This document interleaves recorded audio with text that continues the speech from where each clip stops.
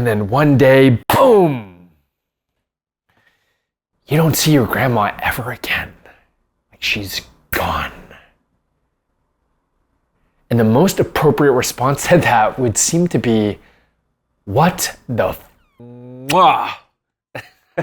I love this water bottle, man. This is a pure stainless steel water bottle without polypropylene lining on the underside of the bottle cap. That's actually one thing to be aware of. Oftentimes, the bottom of these caps are not stainless steel, but they are recycle number 5 polypropylene.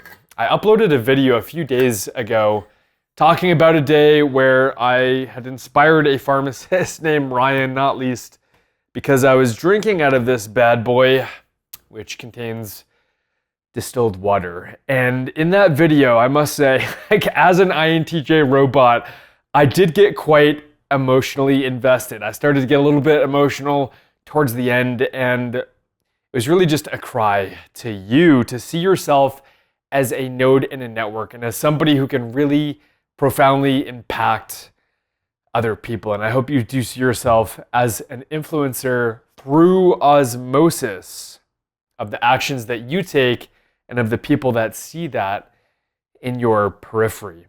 One thing that has informed my action is my mentor, who I am eternally grateful for, Luke. And I want to talk about Luke and how I was able to discern that he was worthwhile listening to. Because that's something that you and I need to develop, is the discernment to elucidate whose ideas are worthwhile and substantive. Now, I want to preface the evolution of this talk by saying that we don't want to succumb to analysis paralysis and we don't want to value intellect over action. The truth is that paralysis by analysis really plagued my existence for the first 20 years of my life, as I'm worried that I'm gonna stall out my cheap Chinese 125C Orion pit bike as my sister in flip-flops comes down the hill and just lets it rip, man. No intellect. She's a very smart girl. I love my sister very much, but she had a very, very clear bias towards action, whereas I was just too trapped in my head, living on the momentum of how other people were perceiving me, my parents, just scratching the surface of an incredibly deep iceberg of said, individuals, all right? So that is the preface, is to not value intellect over action and to really internalize a key idea that even a step in the wrong direction is better than no steps at all, because in the beginning, you don't know what you don't know and you don't have a map. So even if you take a step in the wrong direction, you don't know that you've gone south because you don't have a compass yet. You don't have a legend in the lower right-hand corner to actually establish where you've landed. And so that step, even in the wrong direction, gives you a new vantage point. It also gives you skin in the game, and it makes you emotionally invested so that when you realize like you've gone south, you are emotionally invested to course correct. And so my mentor, Luke, arrived at a time when I needed him the most. This was 10 years ago. I had just been brought to my knees after being rejected by a girl that I was just head over heels in love with. This girl, Chelsea, who I had developed one-nightitis for, which basically just means I was obsessed with her and I found it really difficult to let her go. And after she had monkey branched to a more attractive and grounded and just better fit for her, fair enough, individual, it was time for me to take a good hard look at myself and the man that I had, or in this case had not, become, and the consequences of a rare, apparently incurable disease called eosinophilic esophagitis that I was having to contend with, something that just brought me to my knees hundreds of times when my esophagus became impacted with the food that I was trying to swallow to nourish me. And so I had to develop the discernment to compare and contrast with the doctors, the credentialed individuals like Cheryl Blank, my gastroenterologist, Scott Dyer, my allergist, to compare and contrast that in concert with what I was being told and trained on as a to-be pharmacist. I was a pharmacy student at this point in time. So I really had to develop the discernment of figuring out if what Dr. Ng was telling me was the case. She specialized in pediatric pharmacology and was talking about the fact that from the cradle to the grave, we are on seed oils. And one of the lectures that she had given was about the fact that infant formula is comprised of heart-healthy industrial seed oils that I later realized are extracted in factories that resemble oil refineries. So I had to internalize that. I had to internalize what my allergist was telling me, the proton pump inhibitors he was prescribing, the fluticasone propionate. It's a type of inhaled corticosteroid that I was being prescribed for life, with what Luke was telling me, which was something that he had figured out over 20 years ago. So that's the first thing, is I found it really fascinating that before he had been a teenager, when he was 12 years old, after his maternal grandmother had died of a heart attack, he was already thinking about human health. And as an autistic individual, he was just very discontented by the fact that that could happen. It's like you're living your life, and then one day, boom, you don't see your grandma ever again. She's gone. And the most appropriate response to that would seem to be, what the f***? Why every 33 seconds in the United States alone is somebody dropping dead of heart disease? And so halfway around the world, here Luke is pondering this as a 12-year-old over 2 decades ago. And he's just internalizing everything that he can get his hands on. Primary literature from PubMed, studying cholesterol, low-density lipoprotein, all of the different types of lipoproteins, small dense lipoprotein, and he's trying to construct a picture, as he explained to me, that was a self-consistent one that would explain all of the relevant observations in this arena. So the reason that I gave credence to Luke and I allowed him to help me fix my physiology, reverse this rare disease, is because he didn't seem to have a horse in the race or a dog in the fight, but rather was just this self-taught autodidact. And I got the sense that he, in a sense, almost despised the spotlight. He didn't want to be seen as intelligent. He didn't even want people to know what he knew and how he figured it out. But rather, he just wanted to excavate the territory to figure out the truth for himself. And that's where his value resided. He put all of his value on the truth. And what I would encourage you to do if you get a chance, because Luke, I'm never going to get him on film, unfortunately, but the closest approximation to my mentor, Luke, his name is John Danaher. I recommend watching a video of John Danaher espouse his ideas about Brazilian Jiu-Jitsu, and think of John as an archetype, as a structure. Now, the content you're probably not going to be familiar with. I'm not familiar with the minutia of Brazilian Jiu-Jitsu.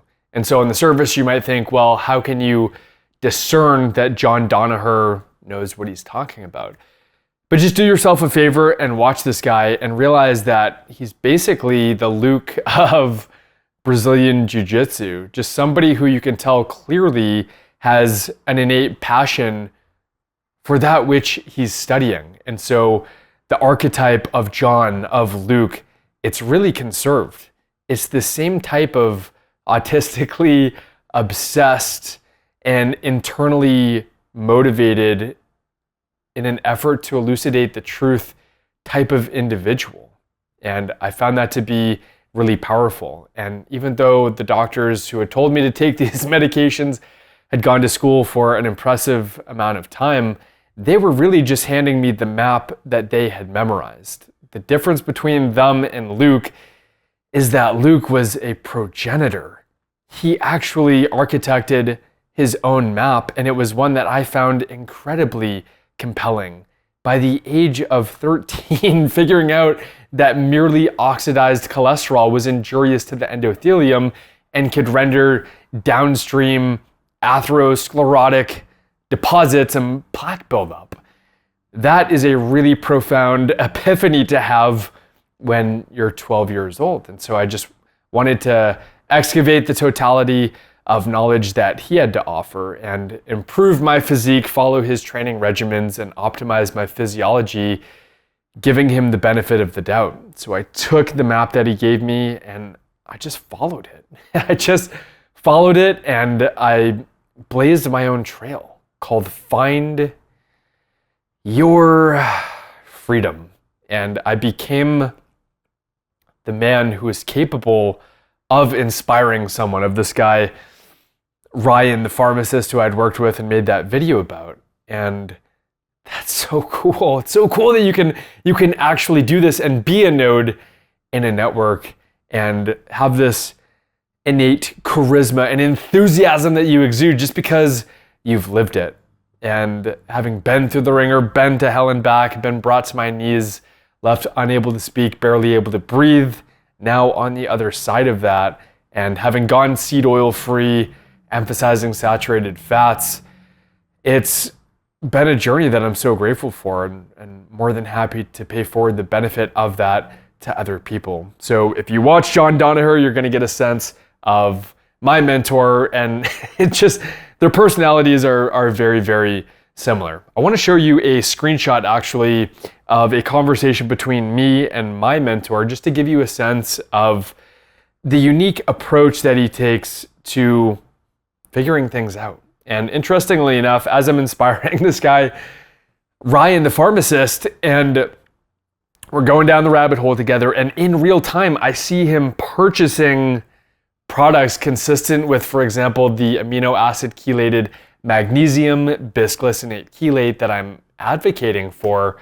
It's really cool to see that he's got skin in the game and he's getting really invested and really excited. And I'm just like, not even trying. I'm just being myself, just drinking my distilled water out of my stainless steel water bottle, living my life, but realizing that I've become the person that does have a story to tell. And so later our conversation together, Ryan and I, had evolved into just talking about finance and cryptocurrency. He posed a really interesting question to me that took me almost an hour. I process information very slowly. I'd like to think thoroughly, but very, very slowly. I'm a very slow thinker. Luke processes things, I would say, concurrently, quick, and properly, thoroughly. So I said, you have 23 people in a room. This is something that Ryan asked me. What is the probability that any two or more of them have the same birthday, irrespective of the year? And he comes right back and he said, it should be around 50% on average, I think. It is based on the number of pairings and not the group size itself, I would think.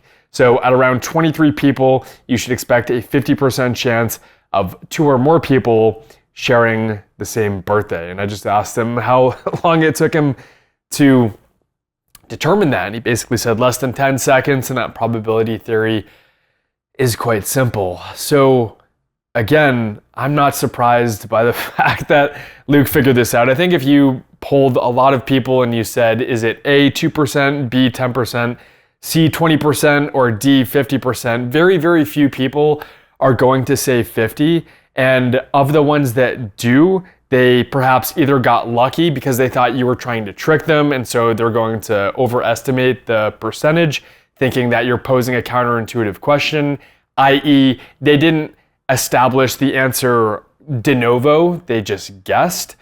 Or like in my case, they took close to an hour, just by my own admission, to come up with an answer that approximated 50%. So I just knew that Luke thought in different ways. There were thousands of people on the bodybuilding.com forum that I found Luke at, and I just knew that he was unique. He was somebody who derived his theories from first principles, and unlike everyone else, he wasn't just regurgitating mainstream ideas at the time, but rather he had connected dots in a way that I hadn't seen anyone else. His capacity for deduction was really unparalleled. And in his words, he said, in the case of figuring out heart disease, the number one killer of mankind, he said what was once mysterious became complex before it was simple. And he said in his mind there was basically this colossal jigsaw puzzle, but then at some point the placement of the subsequent pieces was inevitable. If you can imagine doing a Sudoku puzzle, which I'm very fond of, at some point when you don't have a lot of the numbers placed, there's a lot of ambiguity. There's a lot of conceivable at the time numbers that could go in any particular square. But at some point, it becomes preordained relative to the knowledge that you have at that time. And so you can very quickly fill in the remainder of the pieces after a certain point in time, after really contemplating something for a while. Now, I just always knew that my power was not deduction. I couldn't derive the quadratic formula, but I could take the quadratic formula that I was given from Luke, i.e. the map, and I could test it, man. I could plug and chug and see if it was outputting numbers consistent with my life. So just see if something works. If you're contemplating the carnivore diet, see if it works. Just actually apply it in your life and never be fully married to the map that you're given, the map that I'm giving you, the map that you've constructed. I think if we liken ourselves to smartphones that in perpetuity can continually update themselves, that's going to allow us to always be on the battle-tested alpha build and not the beta one. Thanks for checking out today's video. I hope you got a lot out of that. I hope you see the high leverage nature of this, of developing discernment, because that's going to allow you to save a lot of time, energy, and effort by not going down the wrong rabbit holes. But never forget the caveat, never forget what I prefaced this talk with. Even if you go down the wrong rabbit hole, that's better than pondering its depths from the top. That's it for today, my friend. I love you very much. And until next time, find your freedom. Peace.